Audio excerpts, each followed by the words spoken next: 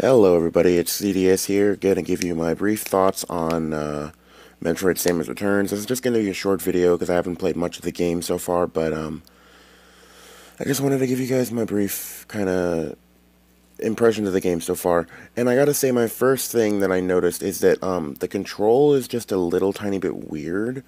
Most of the time in 2D Metroid games, the A button jumps or B button jumps, and the respective A or B button fires. But in this game, the X button is used for the counter, the A button is used for Aeon abilities, the B button jumps, and the button of all things, the Y button fires. And I gotta say, this has caused me to die about like 5 times from hitting the B button expecting it to fire instead of hitting the Y button because of muscle memory. Besides that, the graphics are freaking really good to me.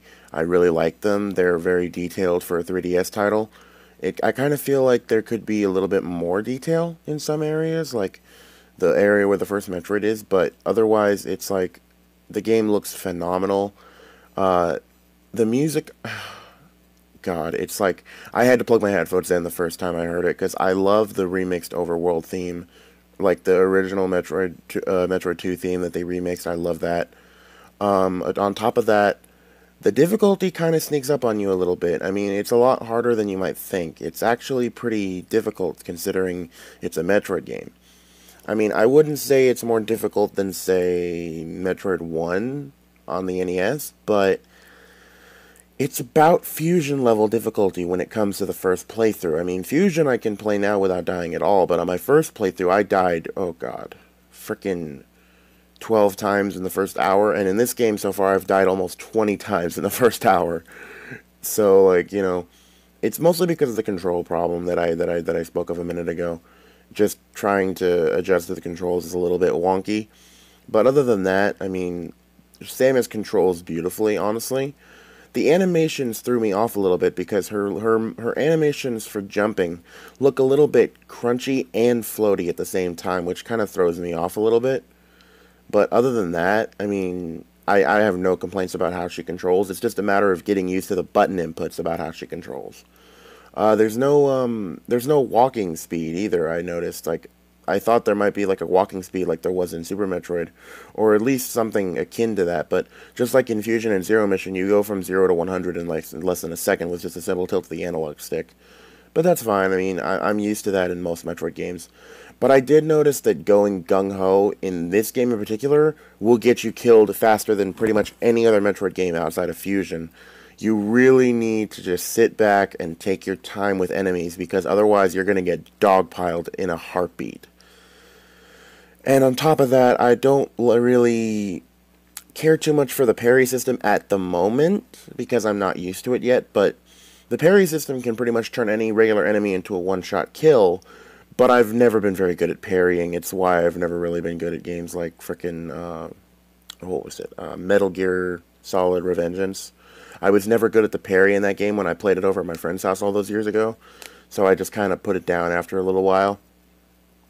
But at least in this game, the parry system is pretty self-explanatory. It's just the main enemies I'm thinking, I think they're called key hunters. I think, I'm probably wrong. The flying enemies that have the enemy that gives you the tutorial of the melee counter is the enemy that gives me the most trouble because those things attack in a heartbeat. And a lot of times they'll knock me off a ledge all the way down to the bottom level and I gotta climb back up sluggishly and then, go to a safe distance and use the L aiming to actually hit them. Which I do like the L aiming, but I kind of miss the 8-directional movement a little bit. I mean, not to be a nostalgia whore, but it was really fun to just aim in all 8 directions on its own, because when you're L aiming, you have to sit still. But when you were L aiming in the previous 2D Metroid games, you could walk around and run around all day if you wanted to. So it was kind of a little bit more efficient that way. Other than that, I've gotten to, I believe, the 3rd level of the game. I'm not sure.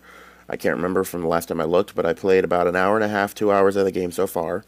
And I've gotten the Ice Beam, and I noticed another thing that, I mean, this is kind of a spoiler, but I wanted to let you guys know that the Ice Beam is separate from the Power Beam. It's not, it's like in Prime, it's not stacked onto the Power Beam. And I also noticed that there's only 3 beam slots, which makes me think that there's no Plasma Beam in the game either, but then again, which actually doesn't make any sense, because in Metroid 2 there was the plasma beam. So why there isn't a plasma beam in this game is beyond me. Or maybe there is and I'm just not seeing things, but on the bottom screen for the beam selection there's only 3 slots, so I'm assuming there's no plasma beam, or at least no wave beam, but without having all 3 it doesn't feel like it's really, I don't know, it just feels like an unnecessary handicap for some reason to me. But, yeah, those are my brief thoughts. What are your guys' thoughts? Let me know in the comment section down below. This has been ZDS here, making YouTuber fun one video at a time, and I will see you guys in the next video. Peace out.